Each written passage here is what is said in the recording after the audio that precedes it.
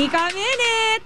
Nagkailangan daw sina Richard Gutierrez at Heart Evangelista ng kuna ng kanilang kissing scene sa codename Acero. Makichika kay Lars Santiago.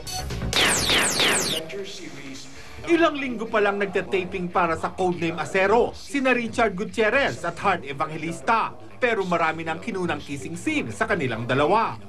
Hindi nila akalaing sa unang pagtatambal, mapapasabak sila kaagad sa mga ganitong eksena. Ganun talaga, medyo, syempre, may romantic side din yung storya. And syempre with romance comes the kiss. Pero aminado ang dalawa na hindi nila naiwasang mailang noong una. Madali lang daw sana kung romantic scene lang, pero iba pag kissing scene. Nawala ako sa linya ko.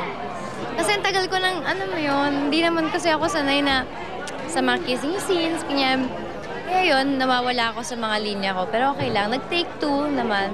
Syempre nung simula, medyo nagkakailangan, pero hindi rin kasi kami ni Heart, nung time na kinuna namin yung mga kissing scene, we were very close already, we were friends already, at komportable na kami sa isa't isa nun. Iiwan sandali ni Richard ang taping nila ni Heart ng Acero dahil mangingibang bansa ang binata. Mamimiss ba nila ni Heart ang isa't isa? Lagi ko siya namimiss kasi recently, yung mga eksena namin, may sarili siyang eksena, may sarili akong eksena. Pag nakikita kami, talaga sinasabi namin na, oh, I missed you. Oo naman, nung isang araw nga tagal kami hindi nagkita, uy, alam mo, na-miss kita. Kasi syempre, nagkakakwentuhan kami. Sa darating na linggo, magkasama sina Richard at Heart mula umaga hanggang gabi.